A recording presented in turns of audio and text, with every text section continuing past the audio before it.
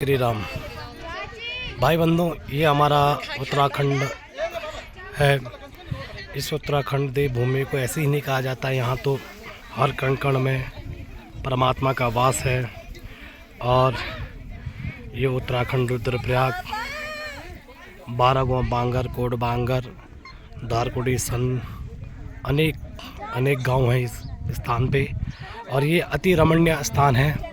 आपको मैं माल्टा, नारंगी, हर घरों में लोगों के अपने अपने हैं।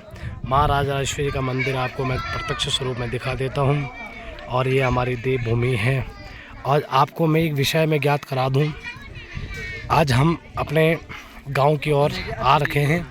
और गांव में अनेक प्रकार के रीति रिवाजें होते हैं। जैसे आपने देखा होगा, देशों में खड़े होकर खाते हैं और खड़े होकर खा पीकर कोई नियम नहीं होता, धर्म नहीं होता, कर्म नहीं होता है।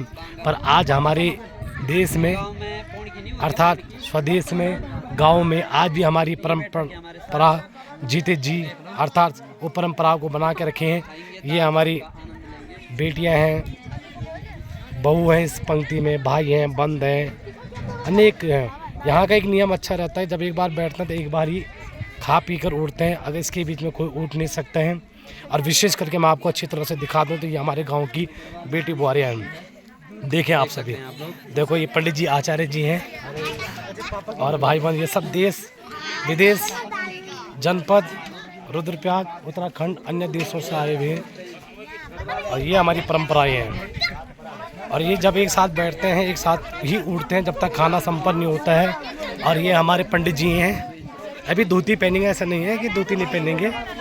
ये हमारे रसोइया हैं। इसलिए अभी हम बीच पंक्ति में इसलिए आ रहे हैं कि अभी जब तक खाना नहीं बनता है तब तक हम आ सकते हैं। जैसे चावल बटना प्रारंभ कर देंगे तो तुरंत हमें इस पंक्ति से बाहर कर दिया जाएगा। तब यहाँ ना जूता ना चप्पल कुछ नहीं आता है। ऐसे ये हमारे उत्तराखंड देवभूमि की एक रीति परंपराएँ हैं।